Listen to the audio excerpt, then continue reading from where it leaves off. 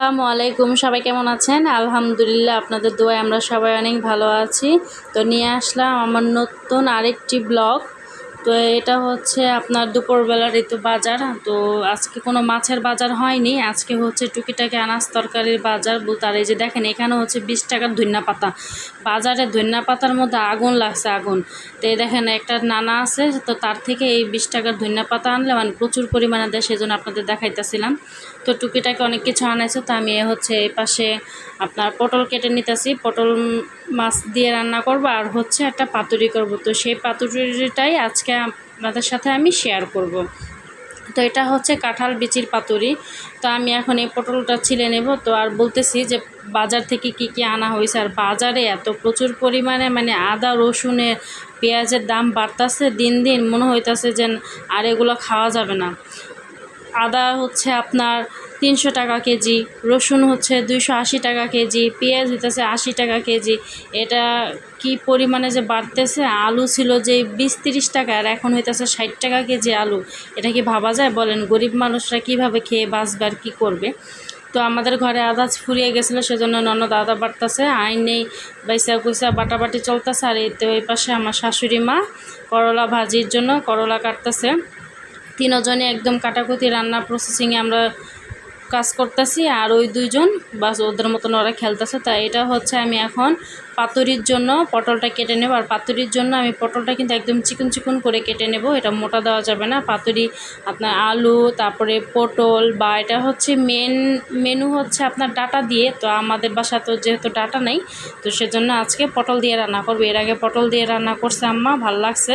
তো সেজন্য আজকেও সেই পটল দিয়ে পাতুরিটা রান্না হবে। রেসিপিটা অবশ্যই আপনারা দেখবেন, আর যদি এটাকে বাসায় অবশ্যই ট্রাই করবেন। যদি ভালো লাগে তাহলে আমাকে কমেন্ট করে জানাবেন।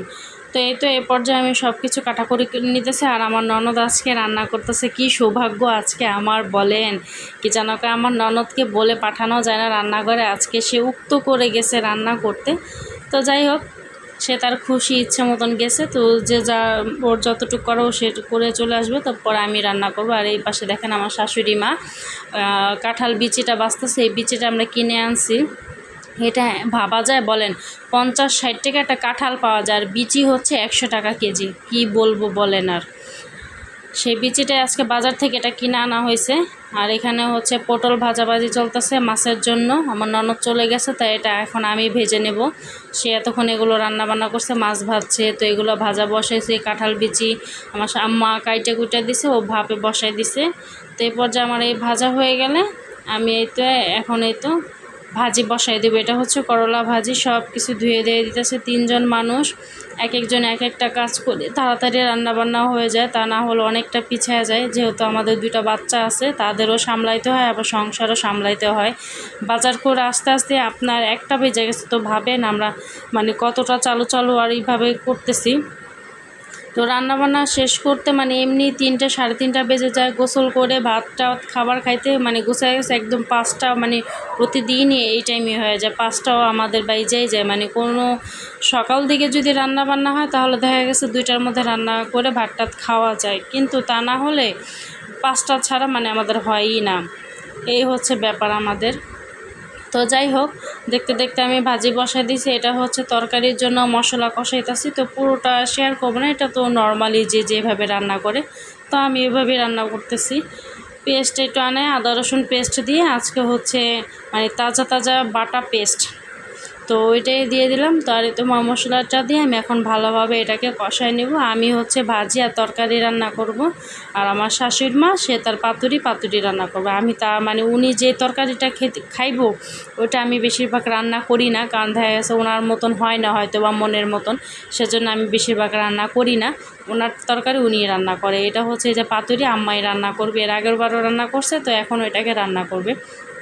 আমি বাস ধুয়ে টুয়ে সব কিছু রেডি করে দিতেছি, আমার শাশুড়ি মা পরে রান্না করব। আমার ভিডিওটা যদি ভালো লাগে তাহলে অবশ্যই লাইক কমেন্ট এবং শেয়ার করবেন। আর দেখুন আমার শাশুড়ি মা দুপুরে কাজের ফাঁকে আম মাখা ভর্তা বানাইতেছে। আর দুপুরে আমার এখন কেন জানি না ঝাল আর খালি টক খাইতে ইচ্ছা করে, কি হয়েছে কে জানে। তো এই তো আম্মা হচ্ছে কাঁচমিঠ আর আমের ভর্তা বানাইতেছে, আর এই পাশে হচ্ছে আমি মশলা কষে পটল আলু ভাজা এটা দিয়ে দিলাম। এটাকেও আমি ভালোভাবে কষাবো। আজকে ভাজা তরকারিটাও আমি কষায় নিব। আর বলেন এই যন্ত্রণা কাকে বলবো আর কাকে শোনাবো? এত দামি আলু হেও যদি সিদ্ধ না হয় তাই কি বলেন কীরকম লাগে? মনটা চায় না যে আলুটারে ধরে একটা আছার মারি যে কেন আলু তুই জলদি সেদ্ধ হস না, আঙ্গ গ্যাসটারে ফুরাস। হ্যাঁ, আলু এখন এত দেরিতে সেদ্ধ হয়, তরকারি সেদ্ধ হয়ে যায় অথচ আলু সেদ্ধ হয় না। এই যে আলু আমি এখন করলাটা ভাজা ভাজা করে নিলাম, বেশি ভাজি নেই আজকে, একটু কম ভাজা ভাজা করছে। দেখবেন আমি আজকে নির্ঘাত, অবশ্যই আমি এটাও জানি যে মোহনার বাবা ঠিক আজকে আমার এই ভাজির পিক ধরবো যে আজকে কি তেল ছিল না নাকি চুলায় গ্যাস ছিল না, যে ভাজিটা ভাজা ভাজা হয় নাই। তার মানে এরকম ভাজি দেখলেই তার খাইতে ইচ্ছা করে না, তার মানে একদম ভাজা ভাজা ব্রাউন কালার ভাজি ওটা পছন্দ তার। তো বলেন আপনারাই বলেন, এত ভাজলে কি ওই তরকারির কি কোনো পুষ্টি থাকে না কোনো স্বাদ গুণ কিছু থাকে? পোড়া পোড়া খাইতে কেমনটা লাগে কন? আমার তো একদমই ভালো লাগে না, আমার কাঁচা কাঁচা ভাজি অনেক পছন্দ। আর এই যে এদিকে আমার শাশুড়ি মা আম মাখা দিছে, সেই আম মাখা ভর্তাটা আমি আর আমার ননদ খাই নিতেছে। আর আমরা কি বলবো, সেই টেস্ট হয়েছে, সেই টেস্ট। আর এটা হচ্ছে কাশ্মীর আমের ভর্তা। তো অবশ্যই কাশ্মীর আম তো এমনি চাবাই খাইতে খাইতে ভালো লাগে, আর এটা যেহেতু ভর্তা হয়েছে তার কোনো মানে স্বাদের কোনো তুলনা নাই। ওই তো আমার মেয়ে এখন ডালটারে ধুয়ে দিতেছে। আর আমার ননদ আজকে কাঁঠাল বিচি বাঁচতে বাঁচতে মানে আদা বুড়ি হয়ে গেল, তার মাজা কোমর ধরে গেছে গা।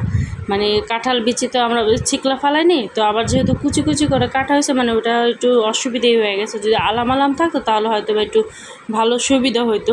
তো এই পর্যায়ে দেখেন আমি একদম ভালোভাবে কসলায় কসলায় ডালটা ধুয়ে নিচ্ছি। আর আপনারা অবশ্যই অনেকে কী করে 3বার কিন্তু ডাল ধোয়, 3বার কিন্তু অবশ্যই না, যতক্ষণ পর্যন্ত ডালের ময়লাটা থাকবে ততবারই আপনারা ধুবেন। ডালের কিন্তু একটা গ্যাস আছে, ওটা যদি ভালোভাবে ধুয়ে না ফালানো হয় তাহলে কিন্তু ডালটা রান্না করলে একটু ডালের মানে এটা কীরকম জানি গ্রান আসে, ওটা কিন্তু ভালো লাগে না। তো এই তো সব কিছু ধুয়ে টুয়ে এখন তো আমার শাশুড়ি মা রান্না বসলে তেল দিছে, তারপরে তেজপাতা আর একটু পাঁচফোড়ন দিছে। আপনারা অবশ্যই পাতুরিতে কিন্তু এগুলো দিবেন, তা না হলে কিন্তু গ্রান আর স্বাদ কোনোটাই আসবে না। ছেড়াত ভেরাত রান্না ওইটা কিন্তু হইব না। যেভাবে আমরা দেখামু যদি ট্রাই করেন তাহলে এইভাবেই ট্রাই করেন, নাহলে ট্রাই করেন না, বদনাম করেন না ভাই আঙ্গুরে। তো এই দেখেন মশলা টশলা একবারে আদা মাদা সব কিছু দিয়া কষা হালাইতেছে, এর মধ্যে দিয়ে দিল ডাইল। আর এই ডাইলটা কষাইলে পানিটা শুকায় আসলে হবে আসল খেলা। আর এই যে দেখেন এখানে আমি হচ্ছে আমার ননদ এই তো এই কাঁঠাল বিচিগুলো যতটুক পারছে এই সেদ্ধ করা কাঁঠাল বিচি বাইসা রাখছে, তা আমি এখন এটারও উঠাই দিতেছি আমার শাশুড়ি মার একটু সুবিধার্থের জন্য। তা আমি এটা উঠাই দেবো, সে এখন রান্নারই করবে। আর আমি রান্নার কাজে পুরো ভিডিওটা দেখাইতে পারলাম না, সরি দুঃখিত, কারণ আমার মেয়ে প্রচুর বিরক্ত করতেছিল, সেজন্য আমি তাকে ঘুম পাড়াইতে গেছিলাম। তো এই পর্যায়ে যে দেখেন ডালটা কষানোর পর এখন হচ্ছে ছোটো মানে কুচি কুচি করে রাখা পটল আলু এগুলা দিয়ে দিছে। আর এগুলো ভালোভাবে কষানোর পর দিয়ে দিবে। আর এই যে আমি এখন চলে আসলাম আমার মেয়েকে, আমার ননদ তো একদম গোসল টোসল করে রেডি করায় রাখছিল। তো এখন আমি হচ্ছে যে ঘুম পাড়ায় দিছে, তো একটু পাউডার দিয়ে দিলাম। আর আমার মেয়ের গলার নিচে যেন কি হয়েছে আল্লাহ মাহবুদ জানে। তো আপনারা সবাই দোয়া করবেন যেন আমার মেয়েটা ভালো হয়ে যায়। আর তার অনেক প্রচণ্ড ব্যথার কারণে সে মানে গলার নিচে ধরতে দেয় না। তো এই তো ঘুমাইছে, মানে সজাগ থাকাকালীন পাউডার দিয়ে দিছিলাম। তো এখন ঘুম আসার পরেও একটু পাউডার দিয়ে দিতেছিলাম, বাচ্চা মানুষ ঘুমাবে একটু শান্তিভাবে।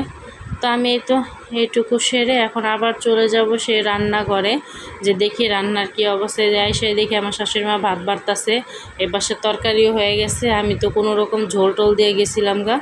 আর এই যে পাশে পাতুরি হচ্ছে। আর এই পাতুরিটা আমি সত্যি কথা বলতে আমি খাই না, কারণ আমার কাঁঠাল বিচি বা কাঁঠাল কোনোটাই পছন্দ না, সেজন্য আমি খাই না। আর এই যে দেখেন আরেক মুক্তি বুঝি, মানে এক যুদ্ধ ধরে ঘুম পাড়াইতে হয়েছে আর আরেক যুদ্ধ হ্যাঁ না কি তো টই টই করতেছে। হ্যাঁ, এগুলো একটাও শান্তি দেয় না, একটা ঘুমায় আর একটা সজাগ থাকে, আবার উঠে আবার আরেকজন ঘুমায়, এই হয়েছে বুঝছেন। একবারে নিরিবিলি ঠান্ডা বাড়ি রাখবেন না। বাজে 1:15। এ দেখেন আমার খুকি সেই টাইমে চিপস খাইতেছে না, খুকি ওই খুকি সুন্দর করে জুটিগুলা পাকা দিছে। জুটিগুলারে কি করছে, ছোট ছোট চুল এর আগে যে কাটছিলাম সেগুলো। আর দেখুন আমার বাবাটার দেখো কি হয়েছে, দেখে মো একটু দেখি। থাক আচ্ছা থাক সরামো রেখে দিই আমি, এই জন্য টিস্যু দিয়ে এটা ঢাইকা রাখছি।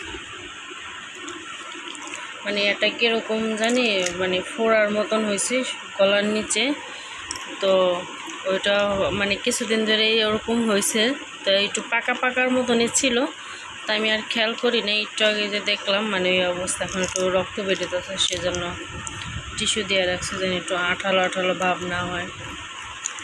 আর রাতের 1:15 সে চিপ খাইতেছে। তার বাবা মজা নিয়ে আসছে কত কিছু। এখানে কি আছে?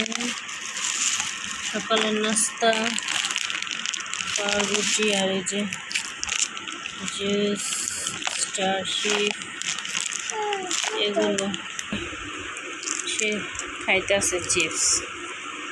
সবাই টাটা দিয়ে দাও, বলো টাটা, বলো আমার জন্য সবাই দোয়া করবেন, আমি যেন ভালো হয়ে যাই।